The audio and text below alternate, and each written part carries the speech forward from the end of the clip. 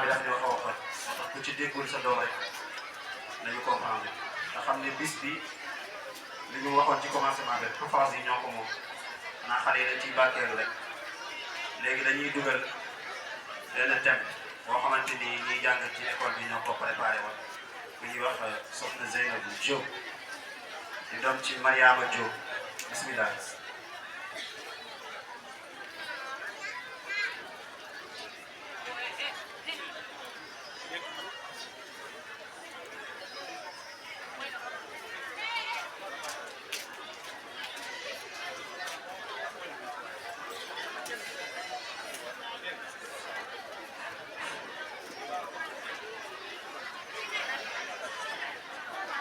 Votre attention s'il vous plaît.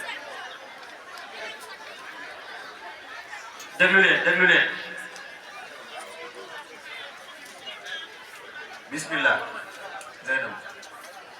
Assalamu alaikum wa rahmatullahi ta'ala wa barakatuh. Wa alaykum assalam wa rahmatullahi ta'ala wa barakatuh. Au nom d'Allah, Seigneur des mondes, et que la paix et la bénédiction soient sur notre prophète Muhammad, paix salut sur lui, sur sa famille et sur tous ses compagnons. Chers invités, nous vous souhaitons la bienvenue la plus chaleureuse. Merci d'accepter notre invitation. Nous sommes honorés de vous voir parmi nous. Nous sommes très ravis de vous accueillir. Et nous demandons le bon Dieu de vous bénir. Notre sujet d'aujourd'hui concerne sur la condition de la femme dans l'islam. Délivrance, amélioration du quotidien et de la situation de l'ensemble des membres d'une communauté, interdisant l'injustice et l'oppression, ordonnant l'équité et le respect de son prochain. L'islam donnant à la femme une place sans équivalence dans aucune autre communauté. Il a reconnu à la femme des capacités et des droits inconditionnels dans toute gestion d'ordre civil ou économique.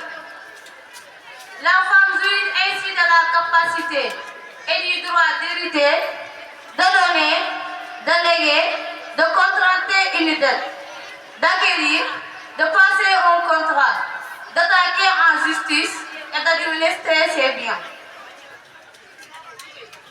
Elle a aussi le droit de choisir librement son mari, de se remarier après avoir divorcé ou être devenue veuve. Ce dernier droit n'a été reconnu à la femme occidentale que bien tardivement. Parmi ces droits sur l'homme, on peut citer par exemple le versement de sa dot lors de son mariage, subvenir à tous ses besoins. Quand bien même elle serait la plus riche des personnes et cohabiter convenablement avec elle. Comme il est mentionné dans le verset suivant, et cohabiter avec elle convenablement. Sourate 4, verset 19. Et le messager d'Allah sallallahu alayhi wa sallam a dit: le meilleur d'entre vous est celui qui est le meilleur avec les femmes. Rapporté par Hakim et authentifié par Albani. Elle n'avait pas le droit de travailler. C'est l'homme qui subvient obligatoirement à ses besoins. Si l'homme venait d'assouvir ses besoins, alors cela est considéré comme un grand péché. Par ailleurs, si celle-ci venait à travailler, son argent lui appartiendrait et l'homme n'aurait aucun droit dessus. Quant à la double part reconnue à l'homme dans l'héritage, elle s'explique par les obligations exceptionnelles auxquelles l'homme est astreint, alors que l'exception de la femme est totale. Ses dépenses envers son mari ou ses enfants sont purement volontaires. De même chez les Arabes, Avant l'islam, elle n'était pas mieux considérée qu'ailleurs. Donner naissance à une fille était à l'époque considéré comme une calamité. Donc pour s'en débarrasser, certains enterraient leur fille vivante, comme il a été critique dans le Coran. Et lorsqu'on annonce l'heure de la naissance d'une fille, son visage s'assombrit et une rage profonde l'envahit. Il se casse des gens à cause du malheur qu'on lui a annoncé, dont il l'a gardé malgré la honte, ou l'enfuira-t-il dans la terre?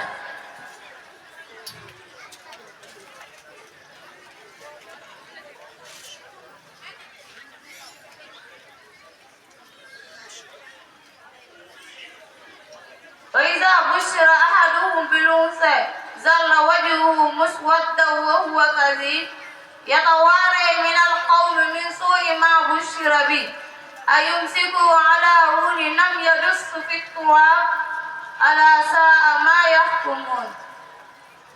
Elle n'avait costumé aucun droit. L'homme pouvait avoir autant de femmes qu'il le souhaitait, sans forcément s'ouvrir aux besoins de chacune. Prostitution, vagabondage et harcèlement étaient monnaie courante en Arabie. L'islam, quant à lui, avait réglementé certaines coutumes, telles que la polygamie, qu'il hésitera. Mais il établit pour le polygame des conditions tellement rigoureuses que le sens de cette pratique se trouva relativement rétréci.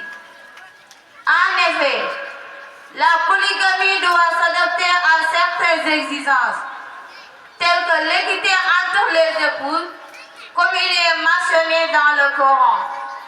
Si vous craignez d'être injuste, n'épousez qu'une seule femme. Sourate 4, verset 3. فإن خفتم ألا تعدلوا فواحدة, mais pouvoir aussi subvenir aux besoins de tous. Merci à vous tous. Nous vous remercions de votre aimable attention. Mais nous n'oublions pas aussi de remercier Oustaz Lamine Gueye et les Oustaz, parce que tout ça c'est grâce à vous. Que Dieu Tout-Puissant vous bénisse. Qu'Allah nous guide tous vers la vérité et nous donne la force de l'appliquer. Wassalamu alaikum wa rahmatullahi ta'ala wa barakatuh.